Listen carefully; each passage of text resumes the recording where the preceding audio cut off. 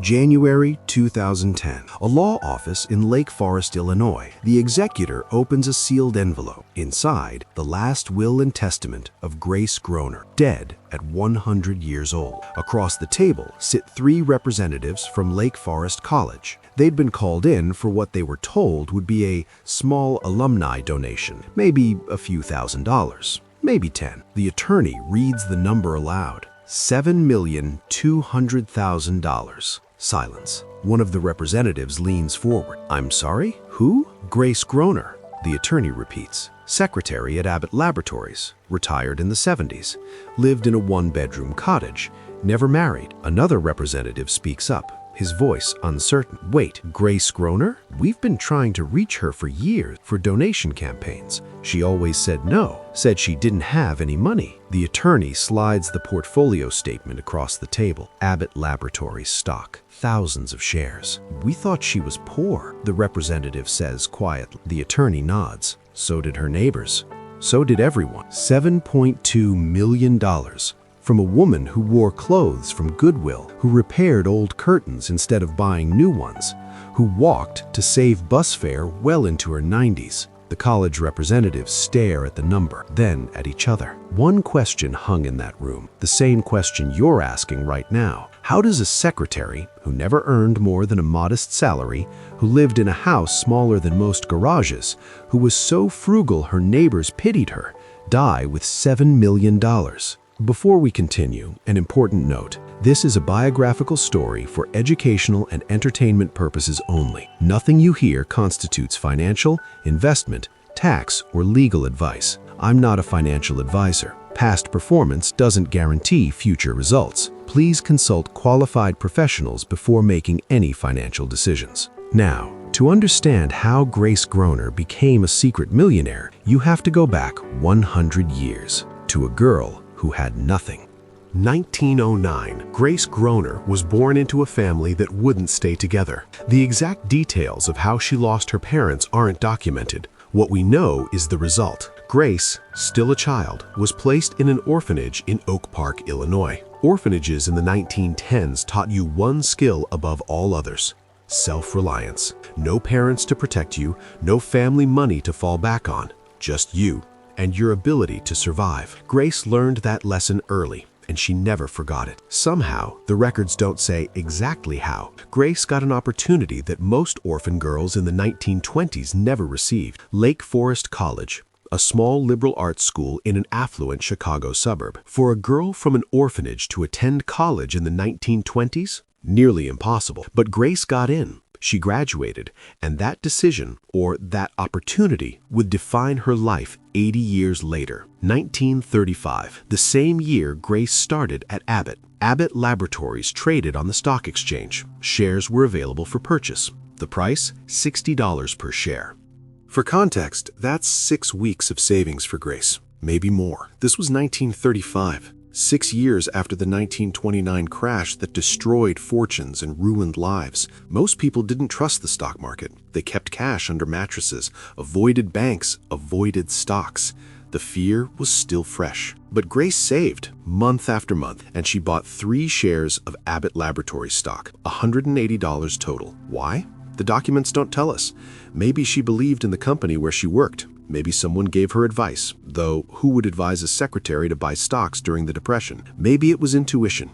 Maybe it was faith. We don't know the reason, but we know what she did next. She held. Most investors in the 1930s and 40s traded actively, trying to time the market, trying to catch momentum, trying to avoid the next crash. Grace did the opposite. She never sold. When Abbott paid dividends, she reinvested them, bought more shares, and she continued living like a secretary making $25 a week. 3 shares, $180. That was the starting point. What came next was a 75-year marathon that no one saw. Grace's method was simple. So simple it sounds like non-strategy. Hold, don't sell. Reinvest the dividends, keep working, live on the salary, never touch the growing portfolio. This wasn't sophisticated, it wasn't complex, it was just inertia, elevated to an art form. 1937, 2 years after Grace bought her 3 shares, the market crashed again. a recession. Stocks fell 49%. Her co-workers at Abbott, the ones who'd bought stocks in the mid-30s thinking the worst was over, panicked, sold at losses, swore off the market forever. Grace didn't sell. Why? We don't know. Maybe the orphan trauma ran so deep she couldn't imagine giving up her only safety net. Maybe she was stubborn. Maybe fear paralyzed her into inaction. Or maybe she simply forgot about the stock certificate sitting in her desk drawer and kept living her life. Whatever the reason, she held. The 1940s arrived. World War II. Abbott thrived. Medical supplies, pharmaceuticals for the military. The company grew. Stock splits happened. When a stock splits, one share becomes two, then four. Grace's 3 shares multiplied. By the late 1940s, she owned dozens of shares. Her portfolio might have been worth $5,000 to $7,000. That's 5 to 7 years of her secretary's salary. Real money. But she told no one. She continued darning stockings, repairing old clothes, walking to save bus fare. Early 1950s. Grace watched her co-workers buy new cars, upgrade their homes. Post-war prosperity was real. America was booming. She could have sold some shares, joined them, enjoyed the boom, but the orphan mentality was stronger. What if I lose my job? What if the economy crashes again? These stocks, they're my protection. She held. By 1955, age 46, her portfolio had grown to perhaps $10,000. Not life-changing, not yet, but growing, quietly, invisibly. Grace didn't change her strategy because she didn't have a strategy to change. She just kept doing what she'd always done. Hold Abbott, reinvest the dividends, live frugally, work, wait. 1960s. Abbott expanded globally. New drugs, new markets. The company was becoming a pharmaceutical giant. Stock splits continued. Grace's dozens of shares became hundreds. She still worked at Abbott, still made modest secretary wages, still lived in her small apartment. By the late 1960s, her portfolio might have crossed $25,000, maybe more. That's 20 years of her salary sitting in stock certificates. Her neighbors had no idea. They saw her repair things instead of replacing them, saw her wear the same dresses year after year.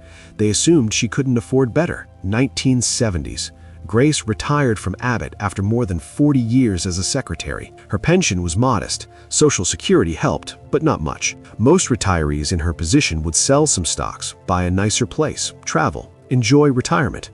Grace bought a tiny one-bedroom cottage in Lake Forest, and she kept living like she had nothing. Then came 1973-74, the worst bear market since the Depression. The S&P 500 fell 48%. Abbott fell too. Grace was 65 years old, retirement age.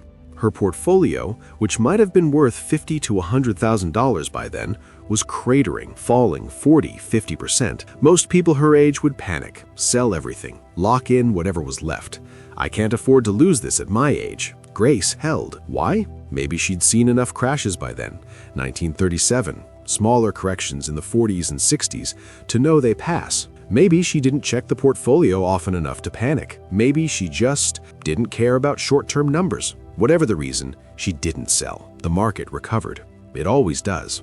Eventually, by the late 1970s and into the 1980s, something remarkable was happening. Abbott was thriving. Pharmaceuticals were booming. Dividends were increasing exponentially. And Grace? She was reinvesting every dividend, automatically, through Abbott's dividend reinvestment program. Compound interest was no longer theoretical. It was a machine, and it was accelerating. Her hundreds of shares became thousands. Her portfolio started doubling every few years. By the early 1980s, she might have crossed $500,000. Grace Groner, living in a cottage smaller than most garages, was a millionaire on paper. She told no one. Late 1970s. Grace was in her 70s, retired, living alone, no family, few friends. She could have sold half the portfolio, bought a nice retirement home, hired help, made life comfortable. Instead, she refused luxuries most people consider basic. Air conditioning? No. New furniture? No. She kept the old furniture, patched it, repaired it. Why? Not because she couldn't afford it. She was sitting on a fortune, but because for Grace, spending felt dangerous. Saving felt safe. The orphan girl who had had nothing couldn't bring herself to spend, even when she had everything. 1980s and 90s. The pharmaceutical industry exploded. Biotech revolution. Global markets opening, patent protections creating massive profits. Abbott was in the middle of it all. The stock soared. Grace's portfolio doubled, then tripled. By the 1990s, she was a multi-millionaire. By the 2000s, 5 million, maybe more. She lived in the same tiny cottage, wore clothes from Goodwill, walked everywhere to save money, repaired old screen doors instead of replacing them. Her neighbors felt sorry for her. Some offered help. "Grace, let me fix that door for you. You shouldn't have to do that yourself." She declined. Politely, always. They thought she couldn't afford help. They didn't know she was sitting on millions. Why didn't she tell anyone? Maybe she feared being treated differently. Maybe she feared scams or people wanting money. Maybe the secrecy was part of the safety, the invisibility that had protected her since childhood. Or maybe, and this is just speculation, the money wasn't for her. Not anymore. Maybe she had a plan all along. 2008. The financial crisis, the worst market crash since the depression Grace had lived through as a young woman. The market collapsed. Lehman Brothers failed. Panic everywhere. Fortunes evaporated overnight. Grace was 99 years old. Her portfolio, which might have peaked at 8 to 10 million, fell to perhaps 5 or 6 million in months. For most people, that would be devastating, watching millions disappear at 99 with no time to recover. But Grace had seen this movie before. 1937. 1973-74, the dot-com crash in 2000 to 02. She knew the pattern. Crashes happen. Recovery follows. If you hold, she held. The market recovered through 2009 and into 2010. Her portfolio climbed back. 7 million, 7.2 million. Grace Groner died in January 2010, 100 years old. 3 shares had become thousands through stock splits and dividend reinvestments.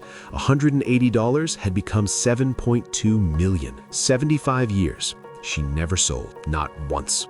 Her neighbors, the ones who'd pitied her, who'd offered to help the poor old woman, had no idea. Her co-workers from Abbott, long retired themselves, had no idea. The people at her church had no idea. No one knew until the will was read. January 2010. Grace Groner died in hospice care in Lake Forest, Illinois. She was 100 years old. The obituary was small, a few lines. Elderly woman, former secretary at Abbott Laboratories. No surviving family. The funeral was quiet. A handful of people from her church, a few former co-workers, themselves elderly now. A simple service, no fanfare. Just another old woman who'd lived a long, unremarkable life. That's what everyone thought. The executor of Grace's estate, a local attorney, opened the file a few days later. Standard procedure. Small estates like this were routine. Maybe $10,000, maybe $20,000. Enough to cover final expenses and perhaps a small donation somewhere. He opened the portfolio statement from Abbott Laboratories. $7,200,000. He stared at the number, read it again, checked the name, Grace Groner. Same address, same social security number. He called Abbott's investor relations department. "I need to verify an account. Grace Groner, Lake Forest, Illinois." They confirmed it. Yes, Grace Groner owned tens of thousands of shares of Abbott stock. Current value, approximately $7.2 million. The attorney sat back in his chair. This woman, the one who lived in a cottage smaller than most people's garages, who wore secondhand clothes, who neighbors thought might need financial help, had died with more money than most of his wealthiest clients. He called Lake Forest College. Grace had named them as the sole beneficiary in her will. The college representatives arrived at his office thinking they'd receive maybe $10,000, perhaps $50,000 if they were lucky. Grace had always declined their fundraising appeals, always said she didn't have money to give. The attorney slid the portfolio statement across the table. $7.2 million. Silence. One representative looked up. "That can't be right. We tried to help her. We offered financial assistance for alumni who were struggling. She said no. She said she was fine." "She was more than fine," the attorney said. Another representative spoke, his voice quiet. "We've been calling her for decades, asking for donations. She always said she couldn't afford it. We stopped calling. We thought we were bothering a woman who had nothing." The attorney nodded. She had everything. She just didn't spend it. The news spread quickly, first through Lake Forest, the tiny community where Grace had lived in obscurity for decades. Neighbors heard, the ones who'd seen her repairing old screen doors, who'd watched her walk to save bus fare, who'd offered help thinking she needed it. Grace? The woman in the tiny cottage on that quiet street? $7 million?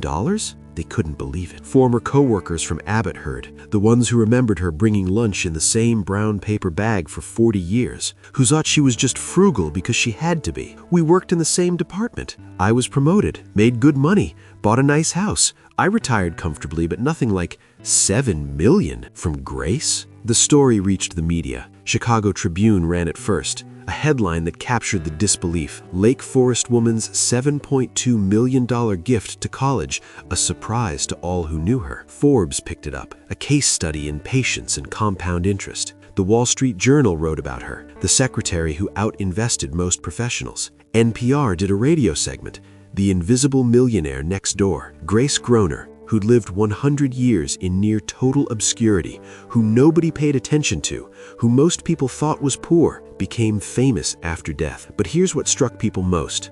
Not just the 7 million, not just the shock of it, it was the contrast. She could have lived differently. The last 20 years of her life, she was a multi-millionaire. She could have had anything: comfort, travel, luxury, help. She chose none of it. She wore Goodwill clothes when she could have worn designer labels. She lived in a one-bedroom cottage when she could have bought a mansion. She walked when she could have driven. She repaired when she could have replaced. Why? That's what everyone wanted to know. The attorneys, the neighbors, the journalists, the financial experts analyzing her story. Why did Grace Groner live like she had nothing when she had everything? The answer was in the will, in what she did with the money. Grace's entire estate, all $7.2 million, went to Lake Forest College, the institution that had given an orphan girl a chance 85 years earlier. She'd never been a major donor during her lifetime, never attended fundraising galas, never had her name on a building. Most people at the college didn't even know who she was, but she remembered. She remembered what that opportunity meant when she had nothing. Lake Forest College created the Grace Groner Foundation, an endowed scholarship fund specifically for students from low-income families, first-generation college students, the ones who, like Grace, face barriers that money could remove. The fund was structured so the principal would never be touched. Only the investment returns would fund scholarships. Which means Grace's gift doesn't just help students today, it helps students forever. Literally, her $7 million will keep compounding, keep generating returns, keep funding educations for generations she'll never meet. The first Grace Groner scholars learned her story. Many of them cried. One student said, "A woman I never met, who wore secondhand clothes and lived in a tiny house, gave me the chance to go to college. She changed my life, and she'll never know." By 2025, the foundation has helped hundreds of students, young people who might not have gone to college without Grace's gift, who might not have had careers, families, futures they built, all because a secretary bought 3 shares of stock in 1935 and never sold. After Grace's story broke, something unexpected happened. Business schools across America began teaching her case. Not as an investing strategy, but as an illustration of compound interest over a human lifetime. Warren Buffett mentioned her in an interview, called her an example of true long-term thinking. Most people can't sit still for 5 years. Grace sat still for 75. But the most profound impact wasn't on the wealthy or the financial experts. It was on ordinary people. Thousands of them read Grace's story and thought, if an orphan secretary could do that, maybe I could too. Not because they wanted to copy her exact strategy, but because she proved something powerful. That you don't need to be brilliant or wealthy or lucky. You just need to start and not stop. Lake Forest College saw a surge in donations after Grace's gift became public. Alumni who'd never donated before started giving. Many cited Grace as their inspiration. If she could give that much from that little, I can give more than I have been. Abbott Laboratories, the company Grace worked for, the company whose stock made her wealthy, created an internal program encouraging employee stock ownership. They explicitly referenced Grace's story, the secretary who became a legend. Grace Groner's story reveals something uncomfortable about wealth building. It's not complicated, it's just hard. She didn't have a sophisticated strategy. She bought stock in her employer, held it, reinvested the dividends for 75 years. That's it. No complex algorithms, no market timing, no hedge fund tactics, no cryptocurrency, no real estate empire. Just one company, one decision, repeated for a lifetime. What made Grace exceptional wasn't her method. Thousands of people had access to the same stocks, the same opportunities. What made her exceptional was her character, her consistency. Most people can be disciplined for a year, maybe 5. Grace was disciplined for 75. Her patience. She watched the market crash multiple times, watched her portfolio fall 40, 50%. Never sold. Most people can't tolerate that pain. Grace could.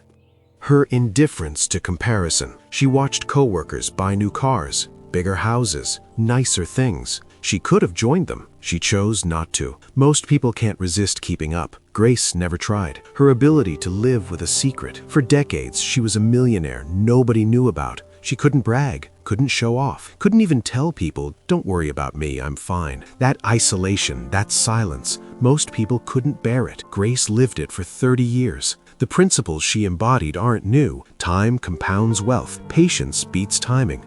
Consistency defeats cleverness. Simple approaches, executed without deviation, produce extraordinary results. We've always known these things. The math has been clear for centuries.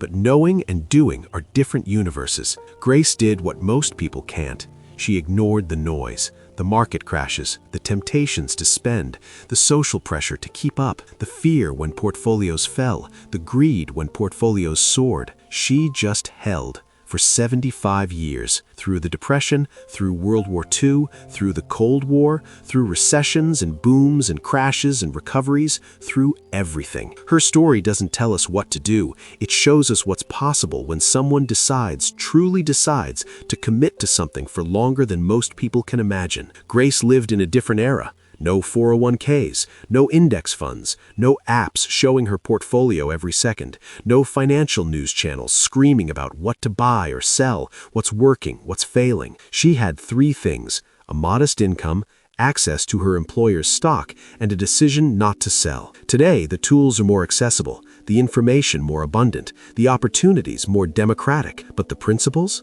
Unchanged.